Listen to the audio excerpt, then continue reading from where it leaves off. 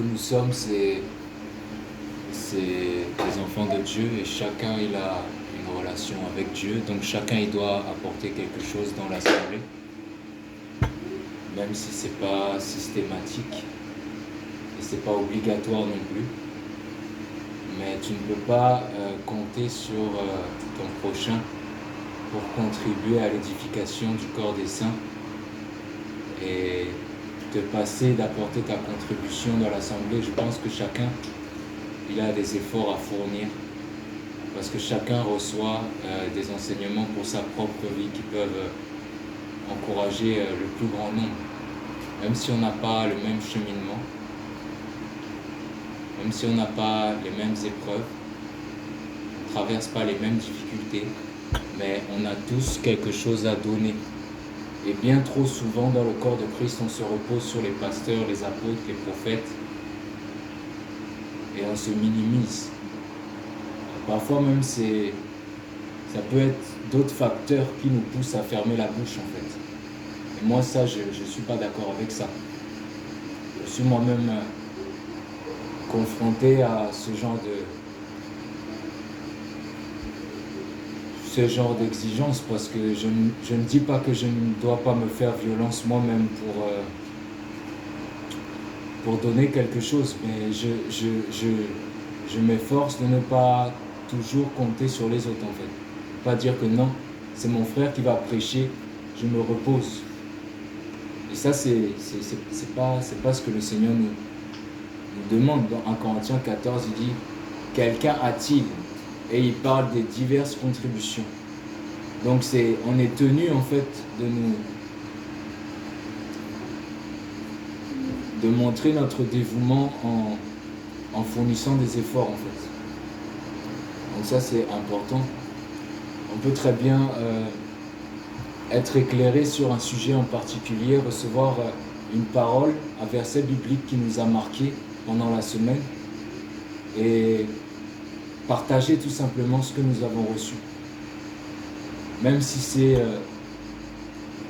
ça ne donne que des paroles d'exhortation sur une durée de 2-3 minutes, mais ça peut suffire à aider en fait, à soutenir, à tirer vers le haut en fait, la personne qui est en face de toi, qui a l'occasion de t'écouter. Vraiment c'est un consentement qui est mutuel, qui est réciproque. Chacun a son libre arbitre et est tenu d'assumer ses responsabilités parce que Dieu ne donne rien sans que nous puissions l'offrir à notre tour en fait. On ne reçoit pas les choses pour nous-mêmes, on reçoit les choses pour que tout le corps soit en harmonie et progresse. On est chacun en train de rechercher le progrès. La Bible dit que chaque jour, on doit ajouter à notre foi par nos efforts des progrès en fait. Et ça demande vraiment à ce que nos rapports sociaux en soient imprégnés. La parole de Dieu c'est pour tout le monde. Et moi j'ai besoin d'entendre ce que mon frère a reçu dans la prière la semaine par rapport à telle ou telle chose pour pouvoir moi-même avancer en fait. Et justement en parlant de ça, j'avais remarqué un verset dans la Bible, Genèse chapitre 2, verset 18.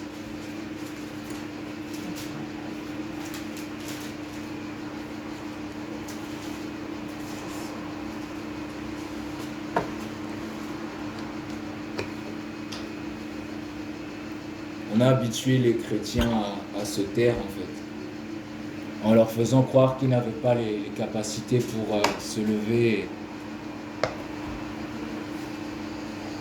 Je me souviens quand j'étais dans les bâtiments, c'était comme ça.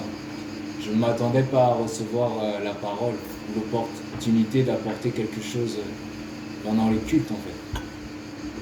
Il n'y en avait que pour le pasteur. Mais aujourd'hui on est sorti de ce modèle-là, c'est pas pour le reproduire,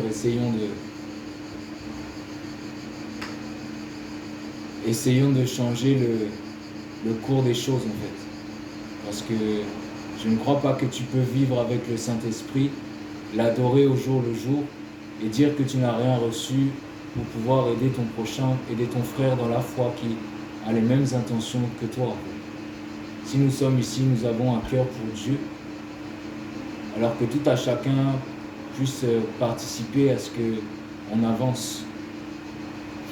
Donc dans le livre de Genèse, chapitre 2, verset 18, il est dit, et Yahweh Elohim dit, il n'est pas bon que l'être humain soit seul. Je lui ferai une aide qui soit son vis-à-vis. Dans ce passage-là, tout le monde, on le connaît tout ça. On parle à ces deux êtres humains qui occupaient la surface de la terre et qui de surcroît étaient dans le mariage. Dans la plupart de nos traductions, c'est « je lui ferai une aide qui soit semblable à lui ». Ici, dans la version que j'ai, c'est le vis-à-vis. En fait, vis-à-vis, c'est en face d'eux. Et je pense que le vis-à-vis est plus significatif que le semblable, en fait. Ça a une connotation dans le sens que il y a le fait que dans les rapports que nous entretenons les uns avec les autres. Donc là, je sors du contexte du mariage. Parce qu'on peut très bien avoir un vis-à-vis autre que un conjoint, en fait, ou une conjointe. Je pense à mon frère ou ma soeur en qui je peux me confier et qui va me reprendre, qui va me conseiller sous l'inspiration de l'Esprit de Dieu pour que ma mentalité change. Et parfois, ça peut être salutaire parce que je pense selon l'homme et je ne pense pas selon Dieu. La Bible dit dans Isaïe 55 que ses pensées ne sont pas nos pensées. Donc si ces pensées ne sont pas nos pensées, quelles sont nos pensées? Nos pensées ne sont donc pas toujours les pensées que nous devrions soutenir.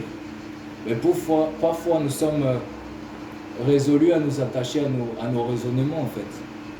Par rapport à l'éducation que nous avons reçue, par rapport à nos traditions, par rapport à nos principes. Mais sont-ils vraiment basés sur ce que dit la parole? Ben, je constate que non, en fait. Et c'est ça que... C'est sur ce point-là que nous devons vraiment être vigilants. Donc ici, je vais insister sur le point de la communion fraternelle. Et c'est ce qui m'intéresse. Parce que moi, je ne connais pas le mariage pour vous en parler. Mais par contre, je sais que j'ai des frères et sœurs dans la foi. Et je sais que lorsque nous partageons des moments ensemble, nous avons toujours à partager le domaine de la spiritualité. Et aussi, nos rapports nous amènent à nous connaître et à nous confier les uns les autres pour pouvoir finalement exposer ce que nous sommes. Dans une relation, il y a la communion. La communion, c'est l'échange en fait. L'échange, c'est le donnant-donnant. Toi, tu reçois de moi, moi je reçois de toi. Quelle que soit la nature de ce que tu reçois de moi, que ce soit bon ou que ce soit mauvais, mais tu vas recevoir parce que tu es en communion avec moi. C'est comme ça. C'est pour ça que l'apôtre Paul dit que les mauvaises compagnies corrompent les bonnes mœurs. Parce qu'il ne faudrait pas que nous pensions que parce que nous fréquentons des gens qui ne sont pas dans la crainte de Dieu, ça ne peut pas avoir d'influence sur nous, c'est faux. Et c'est ce que la parole nous recommande de faire, de ne pas être négligent à ce sujet-là. Parce que les relations que nous avons, elles doivent être vraiment choisies de manière méticuleuse. Et on a vu dans notre petite expérience des chrétiens qui ont lâché la main de Dieu parce qu'ils ont cru qu'ils étaient plus forts que ça et qu'ils pouvaient se passer d'être influencés par les païens. Et en se mêlant avec eux, ils ont fini par tomber dans le péché. Et ça, c'est ce que nous devrions éviter parce que nous sommes suffisamment avertis par la parole pour ne pas tomber dans les mêmes travers. Je pense que tout à chacun maintenant connaît sa position. Au vu des temps que nous vivons, les choses qui se passent, le Seigneur est de plus en plus proche. Et ce qu'il nous a donné de connaître aujourd'hui, c'est plus qu'un privilège en fait. Parce que la connaissance que nous avons reçue de lui, c'est ce qui fait partie des richesses qui sont les plus importantes par rapport à l'existence même de l'être humain en fait. Il n'y a rien de plus consistant, de plus important que de connaître le Seigneur. Quand on parle de bénédiction dans la Bible, c'est lorsque on parle de révélation. Jésus a dit, tu es béni Simon parce que ce n'est pas la chair et le sang qui t'ont révélé qui je suis. Donc on parle de la révélation. Tu connais que Jésus-Christ est le Seigneur. C'est ça la bénédiction. Ça commence par là. Raison pour laquelle toute la parole, elle doit être employée en fait dans notre vie personnelle. Et sans m'éloigner du sujet, je veux parler de la communion fraternelle parce que il y a des fautes que nous avons confessées dans notre passé, dans notre présent, que nous avons délaissées et qui nous a amenés à grandir avec le Seigneur. Mais Dieu dit dans sa parole qu'il y a aussi des fautes cachées. Si donc elles sont cachées, c'est qu'elles ne sont pas à notre connaissance, que nous ne les connaissons pas. Et aussi ça implique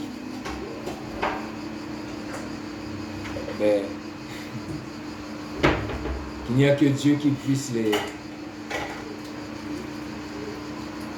nous éclairer sur ces fautes-là. Parce que ce que nous voulons, c'est progresser. Et pour progresser, il faut que le cœur soit débarrassé là, de ce qui peut faire obstacle dans notre relation avec Dieu. Et c'est pas à nous de décider des moyens qui vont être employés pour que ces fautes soient reconnues, en fait, que nous puissions les reconnaître, puisque c'est Dieu qui les révèle, ces fautes. C'est lui qui décide comment est-ce qu'il va procéder pour que ces fautes-là ressurgissent, remontent à la surface, et que nous puissions faire le nécessaire pour que ces fautes-là soient abandonnées, en fait. Moi, je parle du vieil homme, parce que on parle des choses qui sont enfouies dans le cœur et qui ne glorifient pas Dieu. Quand on prie le Seigneur, on dit « Seigneur, nous t'en supplions, Seigneur, viens à notre secours, purifie-nous, Seigneur. » La parole de Dieu dit que nous sommes déjà purs, puisque nous avons entendu cette parole. Mais il ne faudrait pas que nous négligions le fait que nous devons aussi apporter notre part pour que cette sanctification-là, elle puisse vraiment prendre tout son sens dans notre vie. Et quand on parle de vis-à-vis, c'est alors que en fait, on est confronté dans nos rapports avec les autres, et en particulier avec les frères et sœurs qui ont la crainte de Dieu. On a parfois des situations où nous sommes incompris, dans la compréhension même, nous pouvons même nous sentir offensés par les frères et sœurs, ça arrive. Et quelles sont les réactions que nous avons? Parfois elles sont charnelles en fait. Parfois nous emportons, parfois nous répondons le mal par le mal. Parfois nous manquons même d'amour pour la personne et ce n'est pas le pardon qui vient en premier, pourtant c'est ce que la parole nous demande. Parfois même il y en a qui désertent les assemblées parce qu'ils ont été blessés par des chrétiens en fait.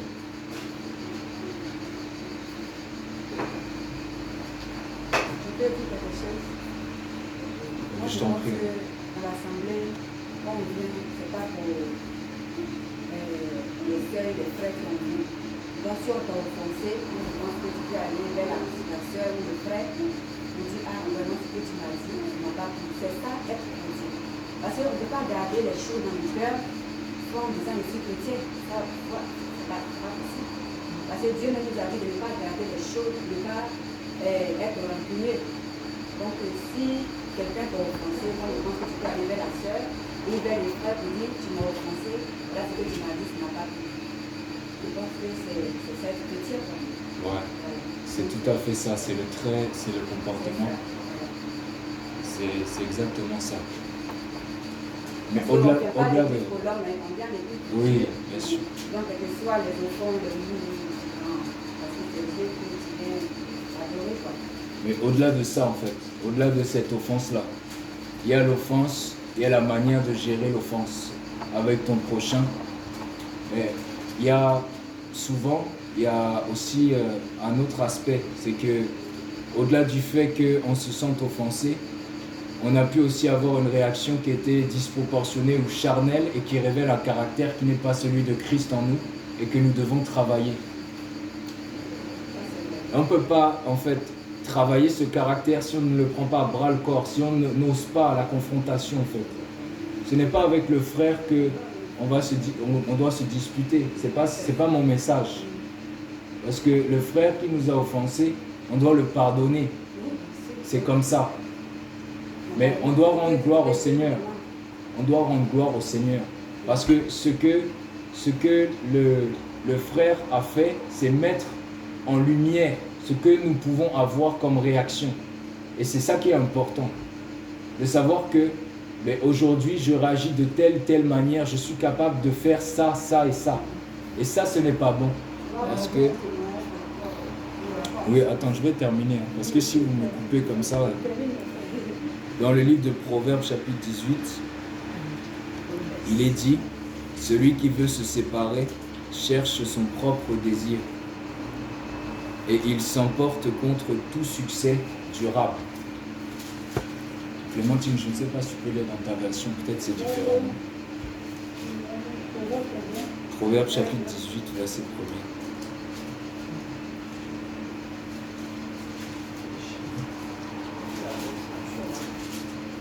C'est la version que j'ai, la Bible.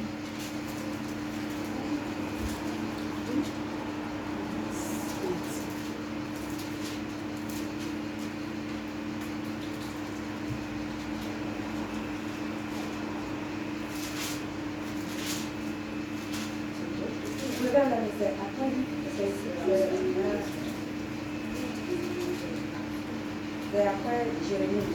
Proverbes, chapitre 18. C'est après les prophètes. C'est après les psaumes.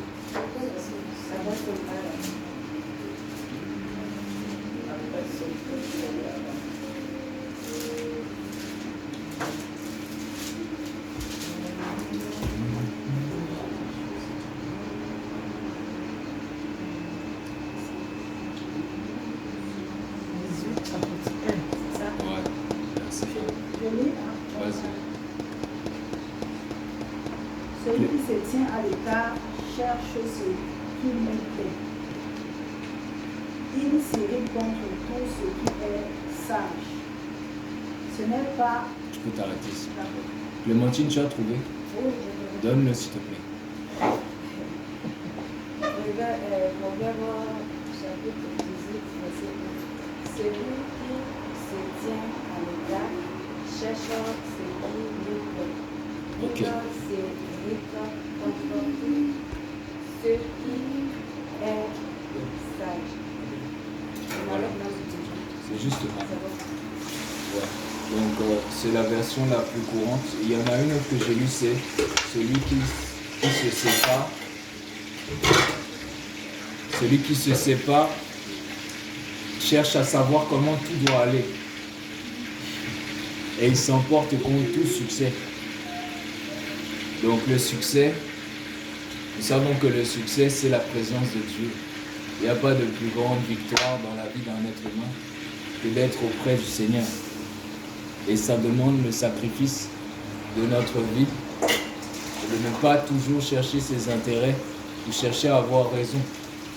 Parce que dans bon nombre de situations, nous avons notre part de responsabilité dans ce qui concerne la répartition des torts, la raison. Et nous ne devons pas être de ceux qui cherchent à savoir comment tout doit aller. Que c'est l'Esprit de Dieu qui doit savoir comment tout doit aller.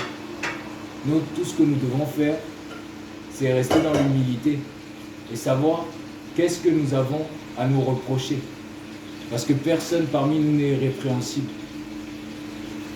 Et ce que la parole nous demande, c'est de souligner les choses qui ressortent de notre cœur, qui doivent changer, et les remettre en prière.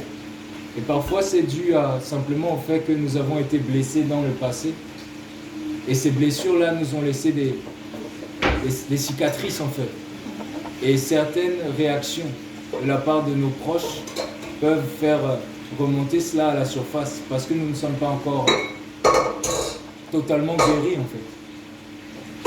Pourtant, la personne qui va te faire une remarque, une réflexion, ne pensera pas à ton mal en te parlant.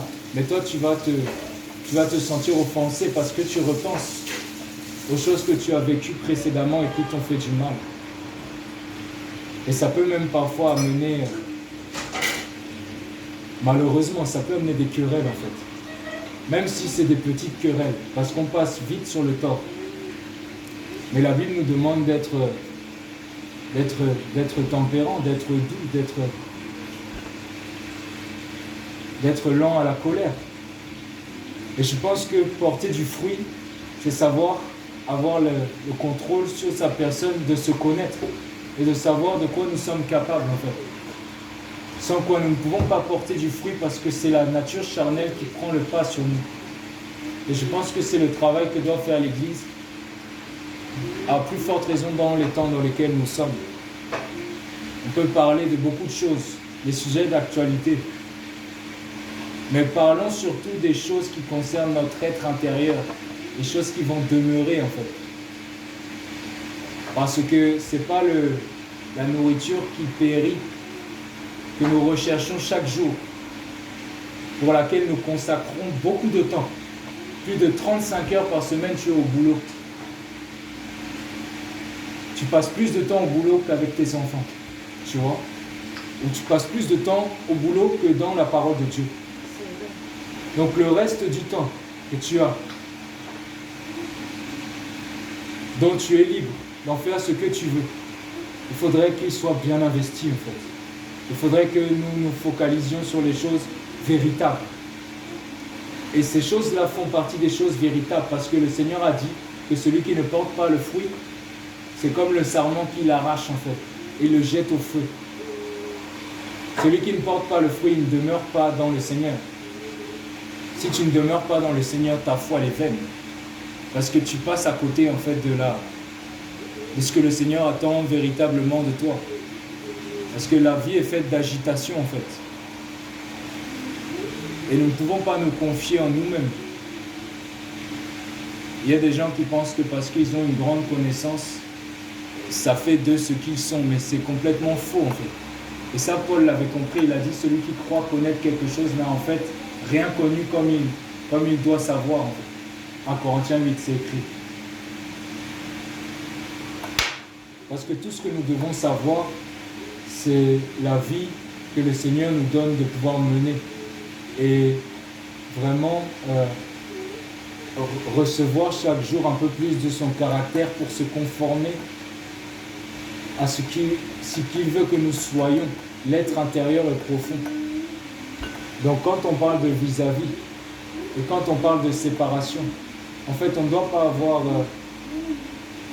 avoir peur, en fait, de souffrir dans nos rapports, en fait, parce que si tu as confiance en la personne avec qui tu es, que ce soit même dans le mariage, mais pas forcément, parce que tu vois dans la vie de la personne des fruits, les fruits du Seigneur. Donc, tu sais que cette personne-là est vraiment convertie. Mais sache que cette personne peut t'amener d'un point A à un point B, parce que Dieu pourra l'utiliser pour révéler, en fait, des choses dans ta vie, des choses que tu ne pourras pas négliger, parce que ça te concerne directement, et ça va t'aider, en fait. Mais si tu le refuses, à cause de ton amour propre, en fait, tu prends une place démesurée, tu dis que non, moi ça ne m'intéresse pas de parler avec toi, et tu vas éviter la personne. Pourtant tu sais que la personne là, elle elle est chrétienne. Donc tu ne peux pas t'en méfier. C'est pas ça l'amour en fait. On ne peut pas se méfier des gens qui ont la crainte de Dieu. On doit toujours avoir cette part de reconnaissance. Déjà pour la vie qu'il mène, parce que c'est pas évident. Vivre avec Christ, c'est pas évident. Mais on est prêt à supporter les souffrances là. Allons jusqu'au bout de notre démarche en fait. S'il y a quelque chose, moi je vous parle de ça parce que souvent on cherche à composer en fait avec le Seigneur. On cherche à se mêler de comment les choses doivent se passer. Mais si Dieu veut se servir de quelqu'un en particulier, tu ne peux pas empêcher cette personne de t'approcher. Tu ne peux pas lui fermer la porte de ton cœur en fait. Quel que soit le prétexte, quelle que soit la raison, il y a aujourd'hui beaucoup de gens qui sont dans ce cas, qui se séparent en fait. Est-ce qu'ils sont blessés? Ils se séparent et parfois ils se retrouvent seuls. Ils ne fréquentent même plus de frères et sœurs en Christ, ils n'ont plus de communion fraternelle et ils pensent qu'ils peuvent supporter en fait ce vide-là, ce manque dans leur vie. La Bible dit que il ne faut pas que nous abandonnions notre rassemblement, c'est écrit. Donc si on le fait, on s'expose. Et le rassemblement, c'est pas seulement la foule du bâtiment là-bas à Richter. Le rassemblement, c'est là où 2 ou 3 s'assemblent. Si tu as une conversation avec ton frère ou ta sœur en Christ, bénis le Seigneur. Tu ne sais pas ce que l'Esprit de Dieu va mettre en lumière en fait au cours de cette conversation. Priez ensemble en fait. Prier ensemble, c'est déjà une grande chose. C'est déjà une grande chose parce que chaque jour on doit apprendre à connaître qui nous sommes pour pouvoir se débarrasser de ce qui est susceptible de nous causer du tort auprès du Seigneur.